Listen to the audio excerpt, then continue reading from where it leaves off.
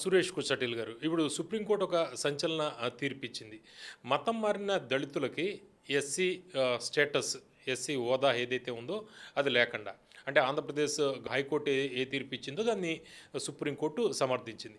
అంటే doctor BR Ambedkar రాజ్యాంగ నిర్మాత ఏదైతే కోరుకున్నారో దానికి కట్టుబడే ఈ తీర్పు ఉందనుకుంటారా? సి అది ఈ కేసు ఆంధ్రప్రదేశ్ నుంచి వచ్చింది. ఈ కేసు అవును. గుంటూరు దగ్గర నుంచి ఒక విలేజ్ నుంచి వచ్చిన అవును. కేసు ఇది. అక్కడ ఒక పాస్టర్ ఏం చేశారంటే ఆయన్ని తిట్టారని చెప్పి, ఆయన ఒక ఎస్సీ హ్మ్.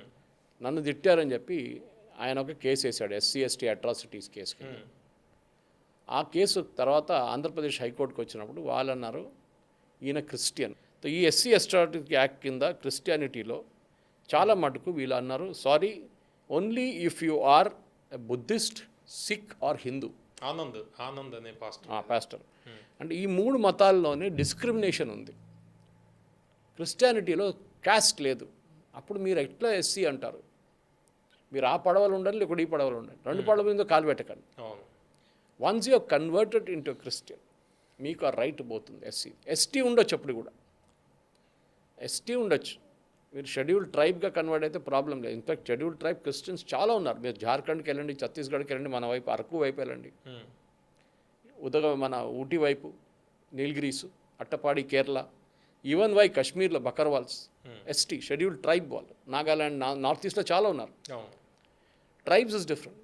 ఎస్సీకి క్యాస్ట్, ట్రైబ్ వేరే. ట్రైబ్ అంటే ఒక కమ్యూనిటీ, వాళ్ళ మతం, వాళ్ళ ఆచారాలు, వాళ్ళ డైవోర్స్, వాళ్ళ పెళ్ళిళ్ళు సపరేట్ ఉంటుంది, వాళ్ళ ఫుడ్ హ్యాబిట్స్, కస్టమ్స్ అన్ని వేరే. నేను పద్మనాభ గారు దాన్ని మాట్లాడినప్పుడు మన ఇంటర్క్లవర్ ఉండే కదా, మైజో నేషనల్ ఫ్రంట్ టాక్స్లో ఫార్మర్ హోమ్ సెక్రటరీ, ఆయన అన్నారు నాగాల్యాండ్లో ఎక్కడో 92 ట్రైబ్స్ ఉన్నాయంట. ఒక్కరికొకరికి పడదంట. వాళ్ళ హ్యాబిట్స్ డిఫరెంట్, వాళ్ళు తినే ఫుడ్ డిఫరెంట్, వాళ్ళు డ్రెస్ చేసే వాళ్ళు మాట్లాడే డైలెక్ట్ డిఫరెంట్. అట్లాంటి 92 ట్రైబ్స్ ఉన్నారంట అక్కడ. ఆలోచించండి. సో వాళ్ళని పక్కన పెడతాం. ఈ కేసులో చాలా క్లియర్గా సుప్రీంకోర్టు నిర్ణయం ఇప్పుడు ఎక్కడ ప్రాబ్లం క్రియేట్ చేస్తుందంటే, కొంతమందికి ఆల్రెడీ ఐఏఎస్లో క్రిస్టియన్ ఎస్సీగా ఉండి ఐఏఎస్లో సెలెక్షన్ అయి ఉంటుంది. ఇది రెట్రోస్పెక్టివ్ ఎఫెక్ట్ కాదనుకుంటాను నా అంచనా ప్రకారం. నేను జడ్జ్మెంట్ చదవలేదు. Or we have to ask somebody లీగల్ని అడగాల్సి వస్తుంది. అంటే ఇప్పుడు ఆల్రెడీ ఉద్యోగంలో ఉన్న వాళ్ళకి ఏమైనా ప్రాబ్లం ఉండొచ్చా? కానీ వెళ్తూ ఎవరైనా ఎస్సీ నుంచి కన్వర్ట్ అయ్యి క్రిస్టియానిటీకి వెళ్ళిన వాళ్ళకి రిజర్వేషన్ ఉండదు. చాలా క్లియర్ అది. సో ఇప్పుడు ఏం చేస్తారు? ఇది యూజువల్లీ ఏం జరుగుతుంది అంటే, పవన్ గారు మీకు కూడా తెలిసిందే, ఈ కన్వర్ట్ అయినప్పుడు వీళ్ళు పేరు మార్చుకోరు. వీళ్ళ ఆబిచ్యురీలోనే పేరు కనిపిస్తుంది మీకు చనిపోయిన తర్వాత. అప్పుడు దాకా పేరు మార్చుకోరు. వీళ్ళు ఫస్ట్ నేమ్ ఒకటే ఉంచుకుంటారు, హిందూ నేమ్ లాగా అనిపిస్తుంది మీకు అది. వీళ్ళు ఎక్కడ రికార్డ్స్ చూపించరు వీళ్ళు క్రిస్టియన్ అని చెప్పేసి. చర్చ్లో రికార్డ్స్ ఉండవు, ఎక్కడ ఉండవు. పెళ్ళిళ్ళు చేసుకుంటారు చర్చ్కి వెళ్ళి. మొన్న ఇంకొక హైకోర్టు జడ్జ్మెంట్ ఇదే వచ్చింది. సుప్రీంకోర్టు ఇచ్చే జడ్జ్మెంట్ కన్నా ముందు ఒక హైకోర్టు జడ్జ్మెంట్లో ఇదే జరిగింది. ఒకరు క్రిస్టియన్గా కన్వర్ట్ అయ్యారు. ఓకే, సో వాళ్ళకి మీరు ఎవరో కేసు వేశారు వీళ్ళ మీద కూడా, అది ఏదో జరిగింది అక్కడ గొడవ. కోర్టు ఏమన్నారంటే, వాళ్ళు క్రిస్టియన్గా మీరు ఎట్లా చెప్తారు అని అడిగారు. వాళ్ళ ఇంట్లో జీసస్ క్రైస్ట్ పిక్చర్ ఉందండి, ఉంటే వాళ్ళు చర్చ్కి వెళ్తున్నారండి ప్రతి సండే. వెళ్తే ఇది హైకోర్టు అడిగిన ప్రశ్న, అంటే క్రిస్టియన్ అయిపోతారా? అరే వాళ్ళ పేరు మార్చుకున్నారు, అయితే క్రిస్టియన్ అయిపోయారా అని అడిగారు. ఎక్కడైనా రికార్డు ఉందా అని అడిగారు. రికార్డు లేదు. మన దగ్గర పెళ్లి చేసుకున్నప్పుడు పుట్టినప్పటి నుంచి మనకు గోత్రము అది ఇది అన్నీ ఉంటుంది మనకి. వీళ్ళకి అదంతా ఉండదు. సో ఇది చాలా మటుకు ఒక టెస్ట్ కేసు. ఎందుకంటే కేరళ లాంటి స్టేట్, నేను వచ్చే స్టేట్ నుంచి, అక్కడ ఒక కన్వర్టెడ్ క్రిస్టియన్ కార్పొరేషన్ ఉంది. అక్కడ ఒకటి క్రిస్టియానిటీకి కన్వర్ట్ అయిన వాళ్ళకి లోన్లు ఇవ్వడానికి ఒక కార్పొరేషన్ సెటప్ చేశారు అక్కడ ఉన్న కేరళ గవర్నమెంట్. ఆలోచించండి. అంటే మీ ఒరిజినల్ రిలీజన్లో ఉన్నప్పుడు మీకు ఏం లోన్ లేవు, కానీ మీరు క్రిస్టియన్గా కన్వర్ట్ అయితే మీకు లోన్లు వస్తాయి. అది కేరళ గవర్నమెంట్. చర్చ్ పెడితే మనం అర్థం చేసుకోవచ్చు. కేరళ గవర్నమెంట్, అది కాంగ్రెస్ హయాంలో స్టార్ట్ అయింది. అది చాలా సంవత్సరాల నుంచి ఉంది. అట్లాంటిది అన్నీ ఇప్పుడు పోతుంది. ఒక ఓట్ బ్యాంక్ అని వీళ్ళు వాడుకున్నారు. ఇంకోటి మిషనరీస్, వాళ్ళకు ఒక పెద్ద దెబ్బ అది. ఎందుకంటే వీళ్ళు ఎప్పుడు ఆంధ్ర, తెలంగాణ, తమిళనాడు ఇక్కడన్నీ కన్వర్షన్స్ లోవర్ లెవెల్ నుంచి జరుగుతుంది. చాలా మటుకు 90% లోవర్ లెవెల్ నుంచే ఉంటుంది. వాచ్మెన్, పని మనిషి ఇట్లాంటి వాళ్ళు టార్గెట్ చేస్తారు. ఈ పాస్టర్లే చేస్తారు ఆ పనులంతా. సో ఇట్లాంటి దాంట్లో ఈ వాళ్ళు ఏం చేస్తుంటే వాళ్ళ మీద కేసులు వేస్తారు చాలామంది. ఈ హిందూ జాగరణ మంచు, ఈ విశ్వ హిందూ పరిషత్ వీళ్ళందరూ వేస్తారు కేసులు. ఒక ప్రైవేట్ బిల్డింగ్లో వీళ్ళు చర్చ్ పెట్టుకుంటారు, అది ఇల్లీగల్. అది ప్రైవేట్ బిల్డింగ్లో చర్చ్ పెట్టకూడదు. ఉన్నామంటే పక్కన ఉన్న పర్మిషన్ తీసుకోవాలి, మున్సిపాలిటీ పర్మిషన్ కావాలి మీకు. మీ సొంతం బిల్డింగ్ కట్టుకొని మీరు సపరేట్గా పెట్టుకోవచ్చు, కానీ private building you cannot do it. అదొకటి. లేకుంటే బిల్డింగ్ కట్టినప్పుడే మీరు చర్చ్ అని చెప్పి పర్మిషన్ తీసుకోవాలి, అది వాళ్ళు ఇవ్వరు యూజువలీ పర్మిషన్. ఇట్లాంటి పరిస్థితుల్లోనే ఇప్పుడు ఈ వచ్చిన జడ్జిమెంట్కి చాలా క్రూషియల్ ఏంటంటే, ఒకటి కన్వర్జన్ మాఫియాకి ఇప్పటి నుంచి ఈ ఎస్సీ బేసిస్లో కన్వర్ట్ చేయలేరు మీరు. వాళ్ళ మార్కెట్ నుంచి బయటకు వచ్చేస్తారు.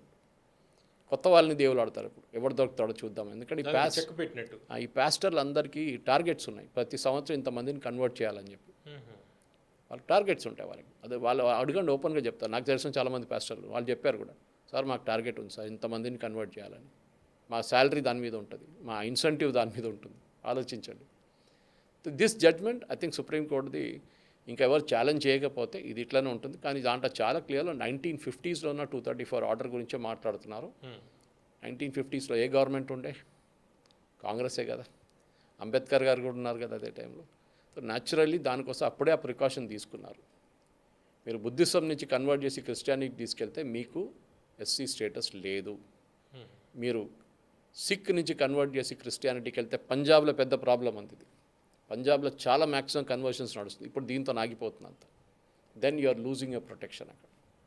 ఎందుకంటే ఈ SC ST atrocity act itself is misused, చాలా మిస్యూజ్ చేస్తున్నారు. దాంతో సుప్రీంకోర్టు కూడా 2-3 నిర్ణయాలు చాలా క్రూషియల్గా ఇచ్చారు. ఏంటి, ఎవరైనా ఇట్లా హరాస్మెంట్ చేసిన ఎస్సీ ఎస్టీ కేసు వస్తే డీసీపీ లెవెల్ నుంచి ఇన్వెస్టిగేషన్ ఉండాలి, పోలీస్ కానిస్టేబుల్ కాదు.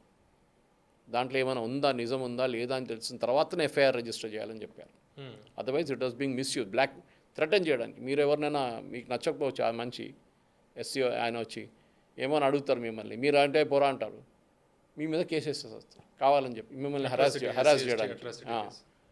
మన దగ్గర ఒక ఫేమస్ డైరెక్టర్, అని పేరు నేను తీసుకోను కానీ ఫేమస్ డైరెక్టర్, రైటర్ అని చెప్పొచ్చు కావాలంటే, ఆయన మొన్న ఒక 3-4 నెలల ముందు నాకు ఫోన్ చేసి చెప్పారు, సురేష్ గారు నా మీద ఒక ఎస్సీ ఎస్టీ కేసు వేశారండి. ఎందుకు సార్ అంటే, ఎవరో వచ్చో నాకు ఒక అడ్వాన్స్ ఇచ్చారు స్టోరీ రాయడానికి, రాశాను, ఆయనకు ఆ స్టోరీ ఇచ్చాను, ఆయన వెళ్ళిపోయాడు. ఆయన దాంతో నాకు సినిమా తయారు చేసుకున్నాడు. తర్వాత నా దగ్గర వచ్చి సినిమా ఫ్లాప్ అయింది, నాకు ఆ డబ్బులు ఇచ్చేసేయండి అని చెప్పాడు. నేను ఇవ్వను, నీ సినిమా చేసుకున్నా, అన్నీ చేసుకుని దాంతో నేను ఎందుకు డబ్బులు ఇవ్వాలి, నేను స్టోరీ రాసి ఇచ్చాను, నా స్టోరీ ఏమని రాసి ఇచ్చేసాను, అది ఇంకేం కావాలి. ఆయన మీద ఎస్సీ ఎస్టీ కేసెస్ ఏంటి, నన్ను ఆయన ఆఫీసర్ తిట్టాడు అది అని చెప్పి. లక్కీలీ అది కొట్టుపడేశారు. పోలీస్ ఇన్వెస్టిగేషన్ చాలా క్లియర్గా తెలిసిపోతుంది ఫేక్ కేసు అని చెప్పి. ఈ కేసు కూడా అంతే, it is the landmark judgment. ఇది ఇంప్లికేషన్ చాలా సీరియస్గా ఉండబోతుంది. ఎందుకంటే ఇది మిస్యూజ్ చేసిన చాలామంది ఉన్నారు. ఒకటి ఎస్సీ ఎస్టీ యాక్ట్, ఒకటి కన్వర్షన్ తర్వాత జరిగిన మీకు రిజర్వేషన్ ఇప్పుడు ఉండదు అని చాలా క్లియర్గా తెలిసిపోతుంది. దాంతో పాసిబ్లీ ఈ కన్వర్షన్ మాఫియా కానీ కన్వర్షన్ నడుస్తున్న మిషనరీస్కి ఇది ఒక పెద్ద సెట్ బ్యాక్ అని చెప్పొచ్చు. క్యాస్ట్ సర్టిఫికెట్లు ఉంటాయి కదా, క్యాస్ట్ సర్టిఫికెట్ ఉంటుంది కదా, అది ఎట్లా పనిచేస్తుంది? క్యాస్ట్ సర్టిఫికేట్ ఒకసారి క్రిస్టియానిటీ కన్వర్ట్ అయిపోయింది, క్యాస్ట్ సర్టిఫికేట్ పోయింది, అంతే సంగతి, గాన్, ఫినిష్డ్. దానికోసం చూడండి, వీళ్ళు కన్వర్ట్ చేస్తే కూడా వీరు ఎక్కడ చూపియరు. చర్చ్కి వెళ్తారు, నేను క్రిస్టియన్ కాదంటారు, మళ్ళీ పెళ్లి చేసుకుంటారు కానీ నేను క్రిస్టియన్ కాదంటారు. అది ఎట్లా అవుతుందండి? అది పోతుంది. ఆ బెనిఫిట్ డెఫినెట్గా అవుట్ అయిపోతుంది. సో ఇప్పటి నుంచి వీళ్ళు ఎస్సీస్ దగ్గర వెళ్ళరు, మిగతా వాళ్ళ దగ్గర వెళ్ళి కన్వర్ట్ చేసుకుంటారు అంతే. ఇది వీళ్ళ స్ట్రాటజీ.